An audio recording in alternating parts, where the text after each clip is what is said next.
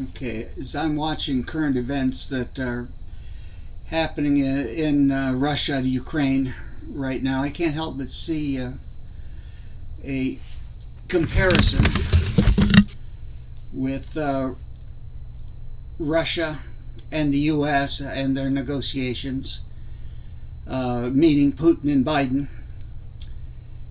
and what happened in Germany in 1938 between Germany and Britain, or rather Hitler and Neville Chamberlain.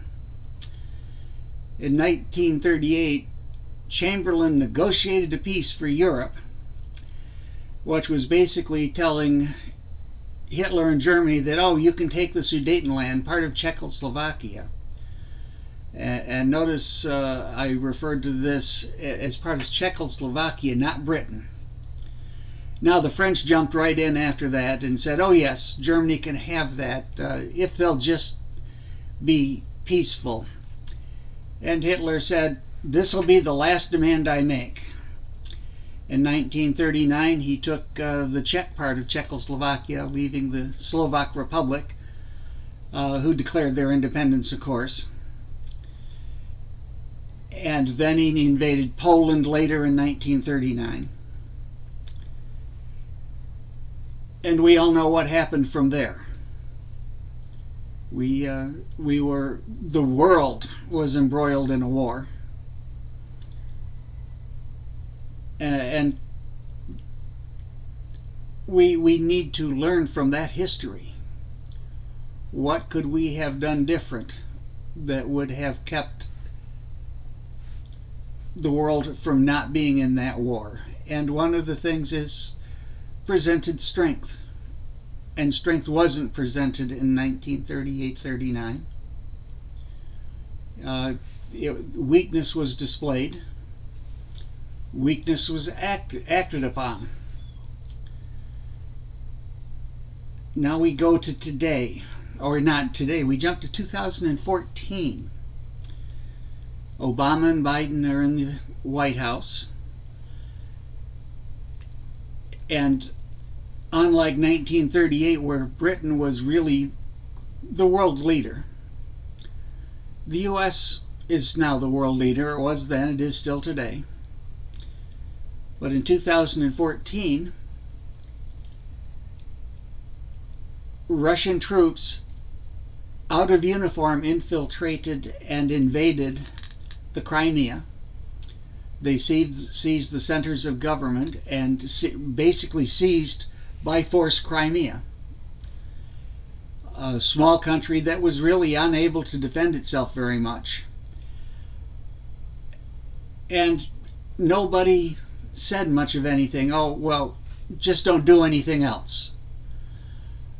We'll put some sanctions on you for that, but they're not real sanctions.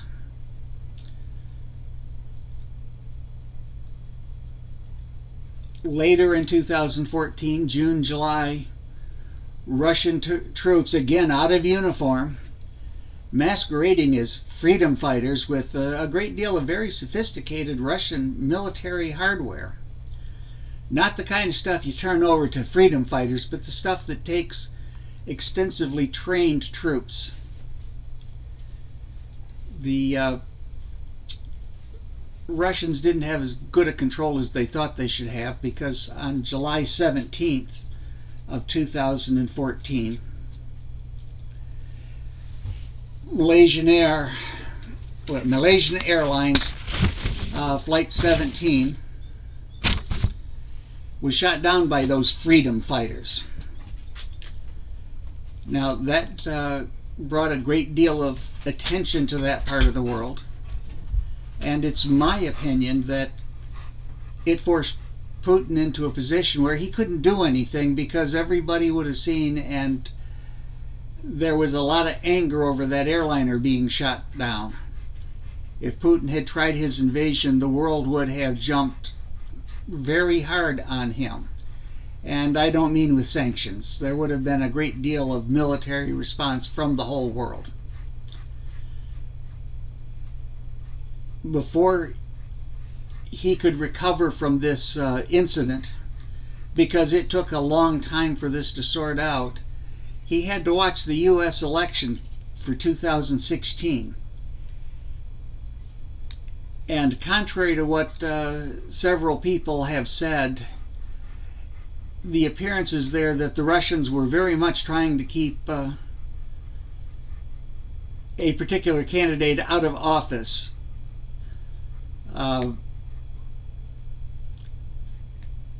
Unfortunately for them, that candidate didn't lose.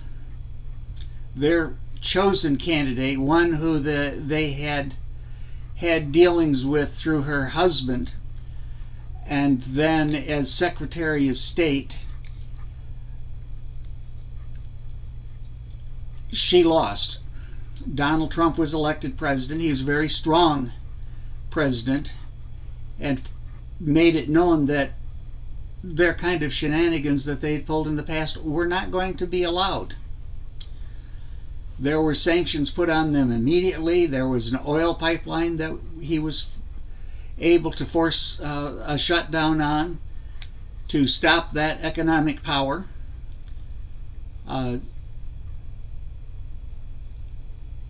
Unfortunately, President Trump didn't win a second term, and now we have the other half of the Obama-Biden administration, Biden, with Harris. And Putin again sees weakness, much more weakness than he even had with Obama. Obama apologized for everything the U.S. did, even though it was generally for the betterment of the rest of the world. Not Obama's apologies weren't for the betterment. U.S. actions had been. But Putin sees this very weak American president, and so far, with the massing of troops along the Ukrainian border and getting ready for what is obviously going to be an invasion of Ukraine, Vladimir Putin's made it very plain he wants to reestablish the old Soviet Union and reestablish the map of control out of Moscow that existed when he was in the KGB, before the Soviet Union collapsed. And he's willing to do it by force. So far, Biden's response is, we're going to put some economic sanctions on some rich Russian people, and that's going to force the Russian government to do things. So far, that hasn't worked out very well. They haven't pulled their troops back. And we're faced with a problem. Yes, we've sent troops to Europe, but it's been stated plainly, oh, they're not there to fight. They're not going to fight. Why send them? What should have happened when the troops started massing is that the U.S. president should have asked the Ukrainian leader, can we do a training exercise in Ukraine? And put matching troops, matching air power right there. Sent the message, no, we will not tolerate what you're doing. That message wasn't sent. We sent the same message when Putin did this in 2014, a message of weakness. I don't think they'll repeat the mistake of shooting down an airliner. So we aren't going to have the anger that existed in the world at that time. You know, we're really faced with a bad situation right now. It's not the first time in history this has happened, and we have a choice to make. We can look at the history and make the comparison and say, we are not going to follow in the path that Biden is following, that of Neville Chamberlain, and basically let Putin do what he wants to do.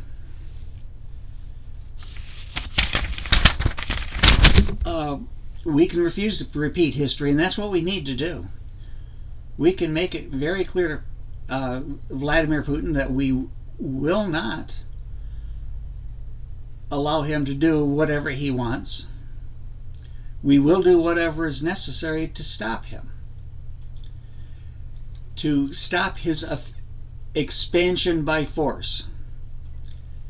And we need to throw another concern in there, because if we get involved in an incident in Russia with Crimea and end up having to send troops, what is going to be the Chinese response? Are they going to then think that, oh, the U.S. is occupied, let's go after Taiwan, the Spratly Islands, and other areas of Asia?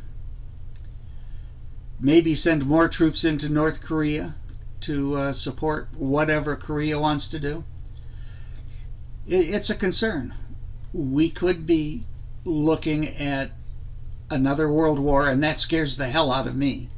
I don't know what it does to you, but it scares me.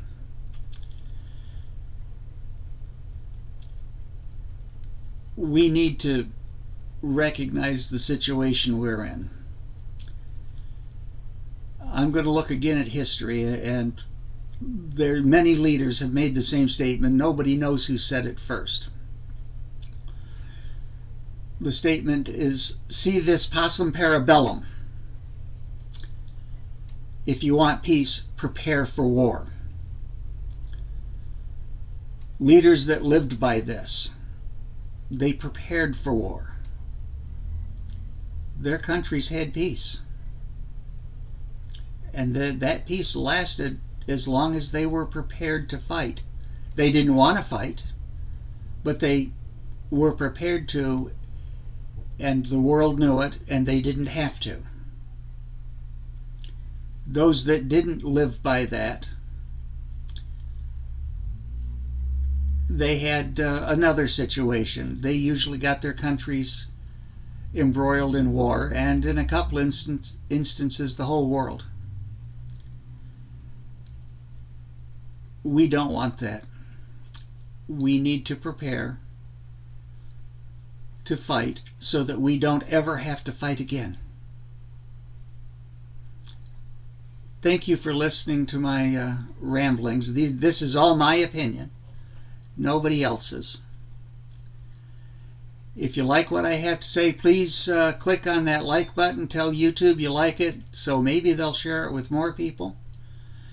Share the link with your friends and let them know that there's an old guy out there that's rambling on that has lots of opinions. You have a wonderful life, a wonderful day, and God bless you all. God bless America. Thank you.